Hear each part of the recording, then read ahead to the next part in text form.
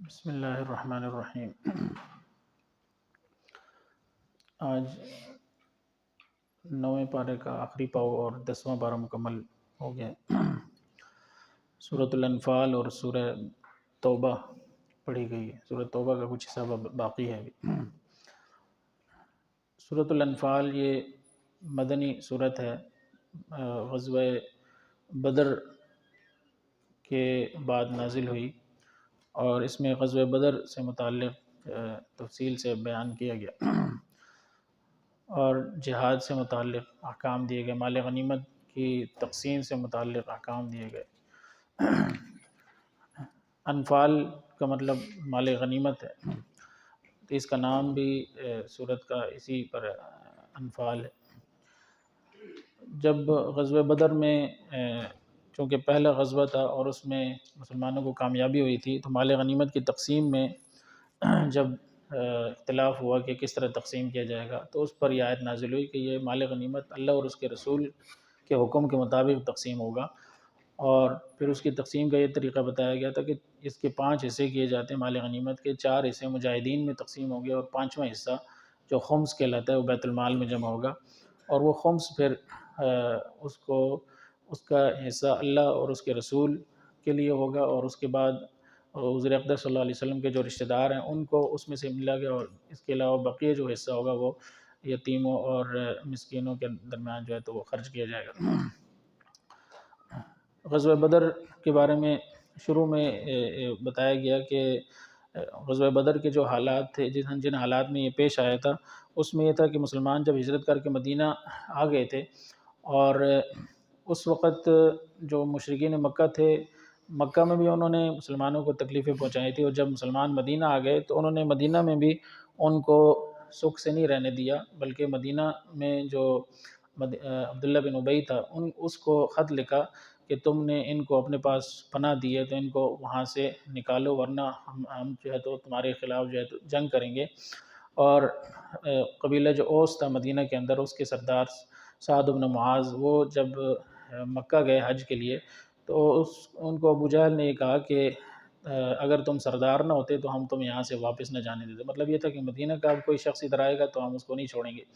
تو اس وقت سعد بن معاذ نے ان سے ابو جہل سے یہ کہا کہ اگر یہ بات ہے تو پھر تمہارے قافلے بھی مدینہ سے ہو کر گزرتے ہیں، شام کی طرف جب جاتے ہو تو پھر ہم بھی تمہارے قافلوں کو جو ہے تو وہاں سے نہیں چھوڑیں گے، اور پھر ہم بھی آزاد ہیں۔ یعنی ایک قسم کا اعلان جنگ ہو گیا دونوں کے درمیان۔ چنانچہ اس کے بعد پھر مشرکین کے کچھ دستے آتے رہے مدینہ کے آس پاس، اور مسلمانوں کے جو مال مویشی تھے ان کو لوٹ کر لے جاتے رہے، تو گویا انہوں نے باقاعدہ جنگ کا آغاز کر دیا۔ چنانچہ ایک بڑا قافلہ مشرکین کا جو ابو سفیان کے سرکردگی میں جا رہا تھا شام، وہاں سے واپس آ رہا تھا، اور بڑی تجارت جو ہے نا 100% جو ہے منافع لے کر وہ واپس آ رہا تھا، تو اس نے مدینہ کے پاس سے گزرنا تھا۔ چنانچہ حضور اقدس صلی اللہ علیہ وسلم نے فیصلہ کیا کہ اس کے خلاف کارروائی کی جائے۔ چنانچہ اس وقت جو صحابہ کرام میسر تھے وہ 313 صحابہ کرام نکل گئے، جو غزوہ کے لیے نہیں گئے تھے بلکہ اس قافلے کے لیے گئے تھے۔ اس قافلے کو کہ 40 جو ہے تو مسلح افراد تھے، تو 313 مسلمان نکلے، ان کے پاس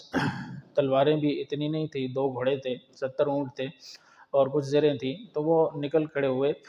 لیکن یہ ہے کہ ابو سفیان کو اندازہ ہو گیا، تو اس نے اپنا جو رستہ تھا وہ بدل لیا، ساحل کی طرف چلا گیا، اور دوسری طرف اس نے مکہ میں ابو جہل کو یہ پیغام بھیج دیا کہ مسلمان جو ہے تو حملہ کرنے کے لیے آ رہے ہیں قافلے پر، تو وہاں سے نکل آؤ۔ تو ابو جہل جو ہے تو وہ بڑا ایک لشکر لے کر نکلا، 1000 افراد پر مشتمل،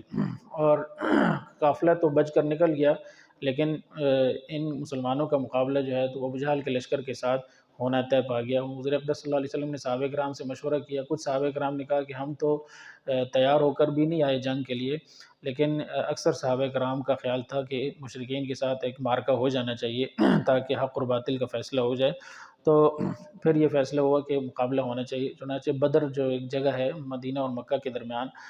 بدر کی وادی ہے، وہاں پر دونوں کا آمنا سامنا ہوا، اور اس کا نقشہ بھی کھینچا گیا اسی صورت کے اندر۔ 10واں پارہ جہاں شروع ہوتا ہے کہ مسلمان جو ہے تو وہ مدینہ والی طرف، قریب کی جو طرف ہے اس طرف کھڑے تھے، جبکہ مشرکین جو تھے وہ دور والی طرف یعنی مکہ والی طرف کھڑے تھے، اور پھر ان کا مقابلہ ہوا۔ مسلمان جو ہے تو اگرچہ مشرکین کے مقابلے میں 1/3 تھے، یہ 313 تھے، اور کفار جو تھے وہ 1000 کا لشکر تھا، لیکن اللہ تعالیٰ نے ان کو کامیابی عطا فرمائی۔ اللہ تعالیٰ نے ان کی مدد کے لیے، نصرت کے لیے فرشتے نازل کیے، جس کا ذکر اس صورت کے اندر کیا گیا۔ اور یہ بھی ذکر کیا اللہ تعالیٰ نے، فرمایا کہ تم تو یہ چاہتے تھے کہ تمہیں وہ قافلہ مل جائے، کیونکہ قافلہ اگر مل جاتا تو بہت سا مال غنیمت اس میں مل جاتا، لیکن اللہ نے فرمایا کہ اللہ یہ چاہتا تھا کہ قافلے کی بجائے تمہارا مقابلہ ہو جائے ان کے ساتھ، اور پھر حق اور باطل کا فیصلہ ہو جائے، چنانچہ ایسا ہی ہوا۔ اور اللہ تعالیٰ نے فرمایا کہ فرشتے ہم نے اس لیے اتارے ہیں تاکہ تمہارا دل مطمئن ہو جائے، ورنہ مدد تو اللہ تعالیٰ نے ہی کرنی ہے۔ اور پھر یہ حکم دیا گیا کہ ان کی گردنوں کے اوپر مارو، اور ان کو جو ہے تو نیست و نابود کر دو۔ اور میدان جنگ سے بھاگنے سے متعلق بھی کہا گیا کہ میدان جنگ سے بھاگنا جو ہے تو یہ بہت بڑا گناہ ہے، جو شخص میدان جنگ سے بھاگے گا وہ اللہ کا غضب لے کر لوٹے گا، اور اس کا ٹھکانہ جو ہے تو وہ جہنم ہے۔ اور ایک مقدار بھی مقرر کی گئی جو اسی صورت میں آگے آ رہی ہے آخر میں، کہ اگر مسلمانوں کا مقابلہ اپنے سے 10 گنا سے زیادہ افراد کے ساتھ ہو جائے، یعنی ایک مسلمان اور 10 کافر ہوں، تب بھی میدان جنگ سے بھاگنا نہیں۔ ہاں اس سے زیادہ تعداد ہو تو پھر وہ اپنی جان بچا سکتے ہیں، لیکن اس سے کم ہو تو پھر نہیں بھاگیں گے۔ پھر اس کے اندر مزید کمی کر دی گئی کہ اپنے سے دگنے اگر دشمن ہوں تو پھر میدان جنگ سے نہیں بھاگنا، اگر اس سے زیادہ ہوں تو پھر جو ہے تو اپنی جان بچا سکتے ہیں، یعنی 100 ہوں تو 100 مسلمان ہوں اور 200 کافر ہوں، تو اس سے اگر کم ہے تو پھر تو میدانی جنگ سے بھاگنے کی اجازت نہیں ہے۔ اسی طرح یہ حکم دیا گیا کہ اللہ اور اس کے رسول کی اطاعت کرو، اور ان کے حکم سے، اللہ تعالیٰ کے حضور اقدس صلی اللہ علیہ وسلم کے حکم سے روگردانی نہ کرو۔ جب مسلمان کمزور تھے، اللہ تعالیٰ نے فرمایا کہ ہر طرف سے وہ کفار ان کو اچکنے کے لیے تیار بیٹھے تھے، اس وقت اللہ تعالیٰ نے ان کی مدد کی۔ اسی طرح اس میں ہجرت کے موقع پر جو حضور اقدس صلی اللہ علیہ وسلم کا سفر تھا اس کا بھی ذکر کیا گیا کہ جب حضور اقدس صلی اللہ علیہ وسلم نے حضرت ابوبکر صدیق کے ساتھ ہجرت کا ارادہ فرمایا تو مشرکین نے یہ منصوبہ بنایا تھا کہ یا تو ان کو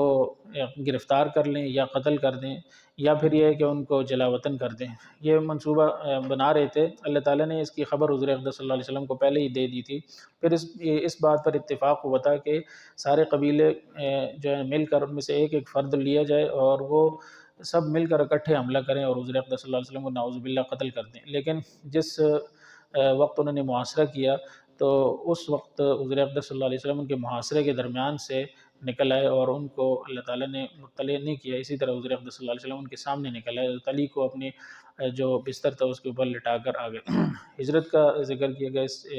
صورت کے اندر۔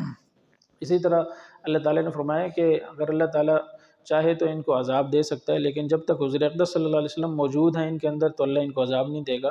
اور یہ کہ اگر یہ استغفار کرتے رہیں گے تو پھر اللہ تعالیٰ کا عذاب ان پر نہیں آئے گا۔ باقی یہ ہے کہ انہوں نے تو کوئی کسر نہیں چھوڑی ہے کہ ان کے اوپر اللہ تعالیٰ کا عذاب آ جائے۔ مال غنیمت کی تقسیم سے متعلق بتایا گیا کہ وہ جو خمس ہوگا، 5واں حصہ، وہ حضور اقدس صلی اللہ علیہ وسلم کو اس میں سے ملے گا، آپ کے رشتہ داروں کو ملے گا، یتیموں، مسکینوں اور مسافروں کو تقسیم کیا جائے گا۔ اسی طرح دشمن سے مقابلے کے لیے یہ حکم دیا گیا کہ ہمیشہ اپنی قوت جو ہے تو وہ تیار رکھو، گھوڑوں کی چھاؤنیاں تیار رکھو، اور قوت اور طاقت کے ذریعے سے دشمن کے دلوں پر رعب بٹھائے رکھو، اور ان کے اوپر ہیبت جو ہے تو وہ طاری کیے رکھو تاکہ دشمن جو ہے تو وہ سر نہ اٹھا سکے۔ ہاں اگر مصالحت کا کہیں موقع ہو، صلح کا، تو مصالحت بھی کی جا سکتی ہے جس میں مسلمانوں کا کوئی نقصان نہ ہو۔ حضور اقدس صلی اللہ علیہ وسلم کو حکم دیا گیا کہ مومنوں کو جہاد کے لیے تیار کرتے رہیں، ان کو جہاد کے لیے ابھارتے رہیں۔ اور اسی طرح غزوہ بدر میں جو 70 کافر مارے گئے تھے اور 70 جو ہے تو وہ گرفتار ہوئے تھے، تو ان کے بارے میں یہ مشورہ ہوا کہ ان کو چھوڑ دیا جائے فدیہ لے کر یا قتل کیا جائے۔ تو حضرت عمر رضی اللہ تعالیٰ عنہ کی رائے یہ تھی کہ ان کو قتل کر دیا جائے تاکہ یہ جو کفار ہیں ان کی جو قوت اور طاقت ہے وہ ٹوٹے، ختم ہو، ورنہ یہ واپس جا کر پھر دوبارہ سازشیں کریں گے۔ لیکن اکثر دوسرے صحابہ کرام کا خیال یہ تھا کہ فدیہ لے کر ان کو چھوڑ دیا جائے، چنانچہ اسی پر فیصلہ ہوا کہ ان کو چھوڑ دیا جائے فدیہ لے کر۔ اور ان میں سے بعض کے لیے فدیہ مقرر کیا گیا تھا کہ وہ مسلمانوں کے بچوں کو 10 بچوں کو لکھنا پڑھنا سکھائیں گے جو لکھنا پڑھنا جانتے ہیں۔ اس پر یہ آیت نازل ہوئی تھی کہ یعنی اس فیصلے کو اللہ نے پسند نہیں کیا۔ اللہ تعالیٰ نے فرمایا کہ نبی کو یہ چاہیے تھا کہ ان کا خون بہاتے، ان کو بھی قتل کر دیا جاتا تاکہ ان کی جو طاقت اور قوت ہے وہ ٹوٹتی، یعنی حضرت عمر کا جو فیصلہ تھا اس کے مطابق قرآن کی یہ آیت بھی نازل ہوئی۔ اس کے بعد سورۃ توبہ ہے، اس کا نام سورہ براءت بھی ہے۔ اس میں مشرکین سے براءت کا اظہار کیا گیا۔ یہ فتح مکہ کے بعد یہ صورت نازل ہوئی۔ فتح مکہ کے بعد چونکہ یہ فیصلہ تھا اللہ تعالیٰ کا کہ جو جزیرہ عرب ہے اس کے اندر مشرکین کو نہیں چھوڑا جائے گا، ان کو نکالا جائے گا، تو اس کے لیے حضور اقدس صلی اللہ علیہ وسلم نے جو حجۃ الوداع تھا اس سے 1 سال پہلے جو حج حضرت ابوبکر صدیق کی امارت میں ہوا تھا، اس میں حضرت علی رضی اللہ تعالیٰ عنہ کو بھی بھیجا تھا اور یہ اعلانات کروائے تھے کہ یہ اعلان کر دیں کہ ان کے پاس اب 4 مہینے ہیں، مشرکین کے پاس جن کے ساتھ معاہدہ نہیں تھا ان کے لیے 4 مہینے مقرر کر دیے گئے، جن مشرکین کے ساتھ معاہدہ تھا لیکن کوئی مدت متعین نہ تھی ان کے لیے بھی یہ تھا کہ 4 مہینے کی مدت کا وقت ہے،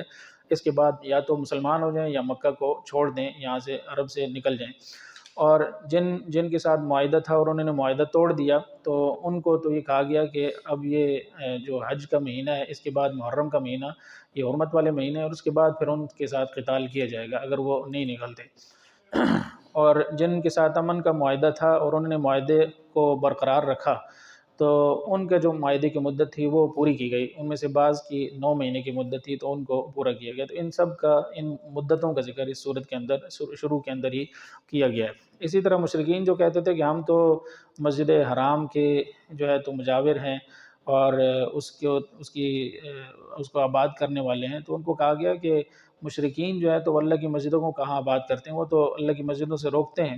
اللہ کی مسجدوں کو آباد کرنے والے تو وہ لوگ ہیں جو اللہ پر ایمان رکھنے والے ہیں، آخرت پر ایمان رکھنے والے ہیں، نماز پڑھنے والے ہیں، زکوٰۃ ادا کرنے والے ہیں، جو اللہ سے ڈرنے والے ہیں، وہ جو ہے تو ان کو آباد کرنے والے ہوتے ہیں۔ اور اسی طرح مسلمانوں سے یہ کہا گیا کہ جہاد کے لیے ان کو ترغیب دی گئی کہ اگر جہاد کے لیے نکلنے میں ان کے مال رکاوٹ بن رہے ہیں، ان کے والدین رکاوٹ بن رہے ہیں، ان کے اولاد رکاوٹ بن رہی، ان کے بہن بھائی، ان کے خاندان، ان کی بیویاں یہ ان کے لیے رکاوٹ بن رہے ہیں، ان کی تجارت اگر ان کے لیے رکاوٹ بن رہی، ان کے اچھے اچھے گھر جن پہ وہ رہ رہے ہیں وہ ان کے لیے رکاوٹ بن رہے ہیں اور ان کی وجہ سے وہ جہاد کے لیے نہیں نکلتے، تو پھر ان کو کہا گیا کہ پھر انتظار کرو اللہ تعالیٰ کے حکم کا کہ کب ان کے اوپر اللہ تعالیٰ کا عذاب آ جائے۔ غزوہ حنین کا بھی تذکرہ کیا گیا اس صورت کے اندر۔ یہ آخر میں فتح مکہ کے بعد حنین کے اندر قبیلہ جو حوازن تھا انہوں نے اکٹھے ہو کر مسلمانوں کے خلاف جو ہے تو تیاری شروع کی تھی۔ حضور اقدس صلی اللہ علیہ وسلم کو پتہ چلا تو 14,000 افراد کا لشکر لے کر حضور اقدس صلی اللہ علیہ وسلم گئے حنین کے مقام پر۔ یہ طائف اور مکہ کے درمیان ایک جگہ ہے، وہاں پر مقابلہ ہوا، اور چونکہ مسلمان اس غزوہ کے اندر بڑی تعداد میں تھے، یعنی 14,000، اتنے مسلمان پہلے کبھی اکٹھے نہیں ہوئے تھے، تو مسلمانوں کے دل میں خیال آیا کہ پہلے جب ہم کم تعداد میں ہوتے تھے تو جیت جاتے تھے، تو اب تو ہم تعداد میں بھی زیادہ ہیں، تو اب اس میں تو ہم جو ہے تو یہ جنگ تو ہم جیتیں گے۔ تو یہ بات اللہ تعالیٰ کو پسند نہیں آئی۔ اللہ تعالیٰ نے یعنی یہ فرمایا کہ مسلمانوں کو اپنی افرادی قوت کے اوپر بھروسہ نہیں ہونا چاہیے، اللہ کی ذات کے اوپر بھروسہ ہونا چاہیے۔ چنانچہ غزوہ حنین کے اندر شروع میں مسلمانوں کو سخت مشکلات کا سامنا کرنا پڑا۔ جب وہ ایک گھاٹی سے گزر رہے تھے تو مشرکین نے اوپر سے تیر برسائے اور اس حد تک کہ مسلمان جو ہے تو وہ بھاگنے لگے تھے۔ پھر حضور اقدس صلی اللہ علیہ وسلم اور آپ کے ساتھ چند جاں نثار صحابہ کرام جو ہے تو وہ ڈٹے رہے، اور انہوں نے حضور اقدس صلی اللہ علیہ وسلم نے حضرت عباس سے فرمایا کہ آواز لگاؤ اور ان کو بلاؤ مسلمانوں کو۔ چنانچہ ان کی آواز اونچی تھی تو انہوں نے مسلمانوں کو واپس بلایا، دوبارہ مسلمان اکٹھے ہوئے، پھر حملہ کیا تو مسلمان جو ہے تو وہ کامیاب ہوئے۔ اس غزوے کا بھی ذکر کیا گیا۔ اسی طرح یہود کے بارے میں کہا گیا کہ یہ کہتے ہیں عزیر اللہ کے بیٹے ہیں، عیسائی کہتے ہیں کہ عیسیٰ علیہ السلام اللہ کے بیٹے ہیں، تو اللہ نے فرمایا کہ یہ ساری ان کے منہ کی باتیں ہیں، یہ اللہ تعالیٰ ان کو ہلاک کرے۔ انہوں نے انسانوں کو جو ہے تو وہ خدا بنا لیا ہے، اپنے جو راہب ہیں ان کو بھی انہوں نے اپنا خدا بنایا ہوا ہے۔ اور اسی طرح وہ لوگ جو سونے چاندی اکٹھے کیے جا رہے ہیں ان کے بارے میں وعیدیں بھی ہیں کہ جو لوگ اللہ کے راستے میں خرچ نہیں کرتے، یا جہاں ضرورت ہوتی ہے، جہاد کا موقع ہے یا اور کوئی موقع ہے جہاں خرچ کرنے کی ضرورت ہے اور خرچ نہیں کرتے، تو ان سے کہا گیا کہ پھر یہی سونا چاندی، یہی مال و دولت جو قیامت کے دن اس کو دہکا کر ان کے پہلوؤں کے ساتھ، ان کے ماتھوں کے ساتھ لگایا جائے گا، ان کی کمر کے ساتھ لگایا جائے گا، ان سے کہا جائے گا یہ وہ خزانہ ہے جس کو تم اکٹھا کیا کرتے تھے۔ ہجرت کے موقع پر حضور اقدس صلی اللہ علیہ وسلم جو غار ثور کے اندر 3 دن رہے تھے، تو اس کا بھی ذکر کیا گیا، اور مسلمانوں سے یہ کہا گیا کہ اگر تم اللہ کی نبی کی مدد نہیں کرو گے تو اس سے اللہ کو کوئی فرق نہیں پڑتا۔ اللہ تعالیٰ نے تو اپنے نبی کی اس وقت بھی مدد کی تھی جب وہ تنہا تھے، ایک ان کے ساتھ حضرت بکر صدیق تھے، اور اس وقت بھی جب حضرت بکر صدیق نے ان سے یہ فرمایا کہ عرض کیا تھا کہ حضور اقدس صلی اللہ علیہ وسلم سے کہ کفار بالکل ہمارے سر کے قریب پہنچ چکے ہیں، تو حضور اقدس صلی اللہ علیہ وسلم نے فرمایا کہ لا تحزن ان اللہ معنا، غمگین نہ ہو، اللہ تعالیٰ ہمارے ساتھ ہے۔ تو اللہ تعالیٰ نے تو اس وقت بھی ان کی مدد کی تھی، تو اگر تم حضور اقدس صلی اللہ علیہ وسلم کی مدد نہیں کرو گے تو اس سے اللہ کو کوئی فرق نہیں پڑتا۔ یہ اصل میں اس وقت واقعہ پیش آیا جب غزوہ تبوک یعنی غزوہ حنین کے بعد غزوہ تبوک میں یعنی یہ خبر ملی تھی کہ جو ہرقل ہے بادشاہ روم کا، وہ ایک بڑی تعداد لے کر آ رہا ہے تو تبوک کے مقام پر۔ تو اس وقت حضور اقدس صلی اللہ علیہ وسلم مسلمانوں کو لے کر، چونکہ 10 سال گزر چکے تھے اور جنگوں کے اندر گزرے تھے بڑی سختیوں کے ساتھ، اب تھوڑا سا کچھ سکون میسر آیا تھا، اور وہ وقت بھی ایسا تھا کہ سخت گرمی کا موسم تھا، اور جو کھجوریں تھیں وہ پکنے والی تھیں، یعنی